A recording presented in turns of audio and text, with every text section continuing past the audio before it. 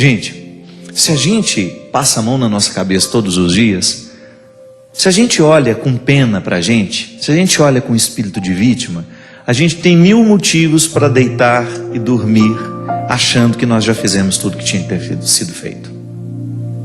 O ser humano, quando ele entra dentro do contexto da autopiedade, ele para de crescer. Ai, coitadinho de mim, olha como eu trabalhei hoje. Eu não tenho tempo nem para fazer uma caminhadinha. Eu não tenho tempo para nada. Para com isso.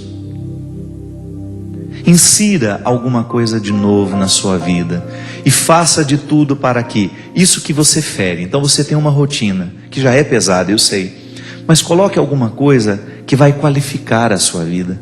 Incremente, ainda que seja, olha, a partir de hoje, meia hora do meu dia vai ser para ler. Eu preciso ler ao menos um livro por mês. Eu preciso acrescentar, ainda que seja 15 minutos de reflexão no meu dia. Eu estou muito agitada, eu estou tendo uma rotina, eu estou cuidando da minha casa o tempo todo, estou cuidando dos meus filhos, eu estou trabalhando e eu não estou tendo tempo para me equilibrar como pessoa. Sabe, você sentir que você está fazendo alguma coisa para o seu amadurecimento, para o seu avanço. Isso é religioso, minha gente.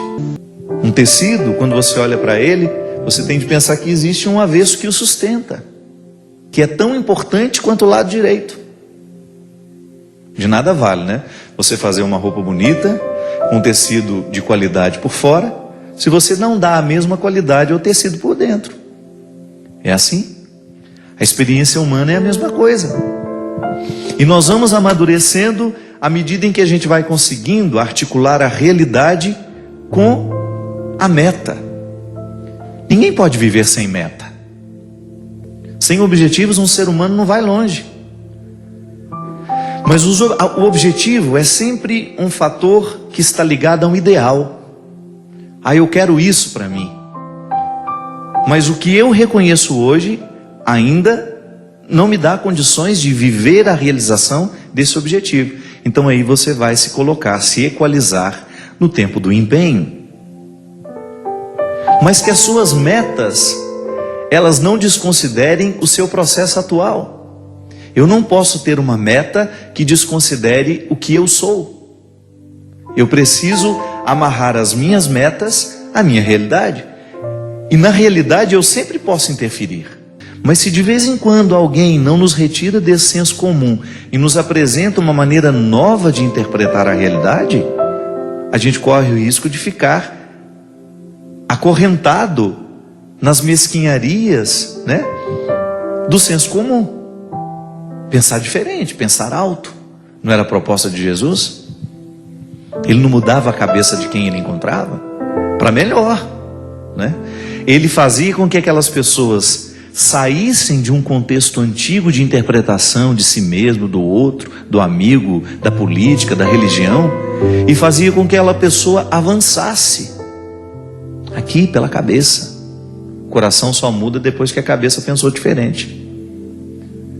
E é tão importante, minha gente, você sentir que você não está estagnado. Sabe, então, jogar fora todo esse arsenal de infantilidade que muitas vezes nós levamos. Permitir que Deus retire dos nossos olhos esse óculos que muitas vezes nos faz ver uma realidade cheia de florzinha bonitinha, mas que não corresponde àquilo que é. Olhar o outro com verdade, sem as nossas expectativas. Muitas vezes os nossos encontros não são possíveis, os nossos amores não são possíveis, é porque não é que a gente ama o outro, a gente ama as expectativas que a gente tem do outro. Isso é cruel.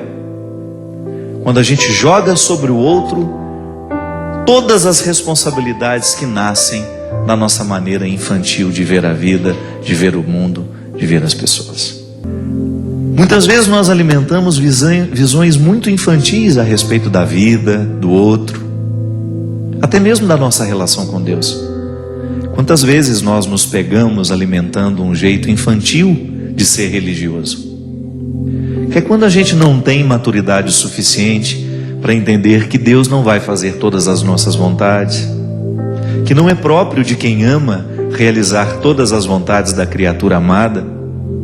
porque isso significa retirar da criatura amada a oportunidade de crescer com as próprias dificuldades que são próprias da vida, para que a gente tenha condições de compreender este refrão, que o verso tem reverso, que o direito tem um avesso, que o de graça tem seu preço, que a vida tem contrários. Mas mesmo nesses contrários, a gente pode ser muito, muito, muito harmonioso. E que a grandeza de uma alma depende justamente da capacidade que essa alma tem de reconciliar os contrários dentro de si. Então a liberdade interior me ajuda a fazer isso. Me ajuda a dar a Deus, me ajuda a perder. Quantas coisas eu já perdi na minha vida? Quantas pessoas eu já perdi na minha vida? Tem gente que tem ciúme do carro e fica bravíssimo, perde todo o equilíbrio quando fica sabendo que alguém usou o carro dele. Ou quando teve um risquinho ali, ele perde a paz, ele não dorme. Nós nos apegamos a situações, nós nos apegamos a pessoas, nós nos apegamos a status, nós nos apegamos até à imagem que temos. Tem gente que não aceita o processo do envelhecimento porque tem um apego à imagem que tinha na juventude. Falta de liberdade interior nos faz ficar cada vez mais apegados. O que é o ciúme? É um apego desordenado a uma pessoa, a uma situação, a um objeto. A palavra de São Paulo em Gálatas nos fala de maneira brilhante, de maneira primorosa. É para sermos verdadeiramente livres que Cristo nos libertou. Permanecei, pois, firmes e não vos deixeis sujeitar de novo ao jugo da escravidão. Olha como o processo não termina no momento em que nós ficamos livres. Eu, ao ser libertado, ao dar um passo na direção da minha liberdade interior, eu preciso zelar para que as situações não venham me oprimir novamente. Porque todas as estruturas que nos escravizam continuam. A antropologia cristã, ela nos ensina que a nossa liberdade interior precisa ser libertada diariamente. Porque é um dom. É um dom que me pede uma tarefa. Não recebo de mão beijada, né? Como se diz comumente quando as coisas são muito fáceis. Deus nos deu a liberdade como um dom. Eu trago dentro de mim, você traz em você, todos nós recebemos. Agora, ser livre é outra coisa. É como você ter uma planta que precisa crescer mediante o cuidado que a gente tem com ela. Quando você rega, quando você aduba, para que todo aquele potencial que há na semente se desenvolva e aquela semente possa tornar-se a árvore que potencialmente existe ali dentro. A mesma coisa é a liberdade.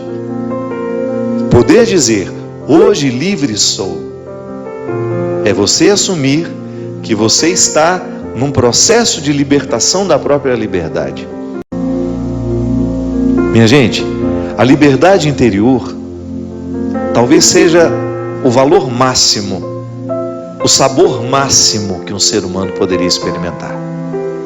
Ser livre interiormente facilita tudo, até mesmo a nossa capacidade de administrar o sofrimento.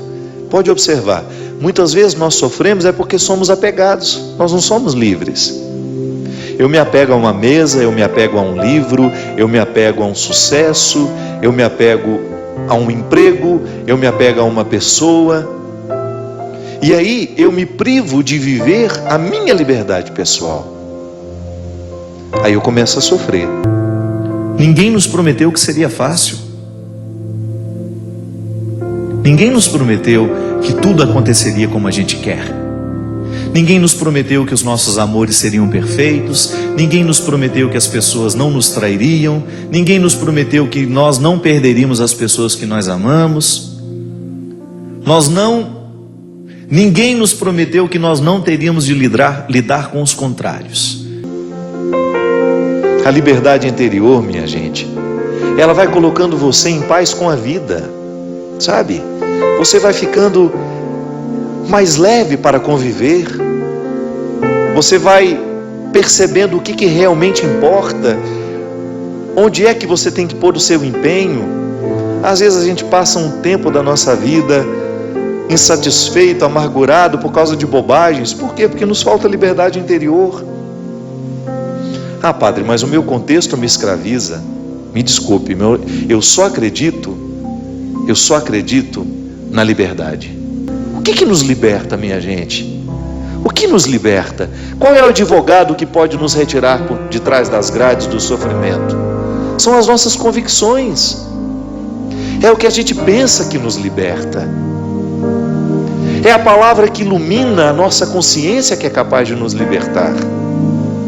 Talvez a libertação não chegue na sua vida, é porque você ainda não pensa de maneira libertadora. Talvez você ainda seja escravo de si mesmo em tantas dimensões. Talvez você ainda seja ciumento. Talvez você ainda esteja mergulhado nas suas mesquinharias. É porque você ainda não foi iluminado pelo pensamento que liberta, que é a palavra de Cristo. É a sua mentalidade, é o seu evangelho, é o seu jeito de ser, é o seu jeito de viver, de interpretar o mundo, de interpretar as pessoas. É isso que nos liberta. Viver dói. Viver é doloroso sempre, mas é possível extrair uma satisfação de tudo isso. E para isso, o processo religioso, para nos ajudar a entender isso. Sabe, é tão libertador quando nós entendemos que a vida é sagrada, mesmo quando acontecem coisas que não parecem ser sagradas. Que mesmo em meio a desgraças nós podemos dar um sentido religioso a tudo isso. Que nós podemos compreender todo este processo humano como um dom a ser administrado de maneira santa. Eu hoje quero receber a vida, quero lidar com essa vida com maturidade, porque eu a compreendo como um processo santo. É santo viver, é sagrado viver. Motivação cristã. A Deus toda glória e louvor.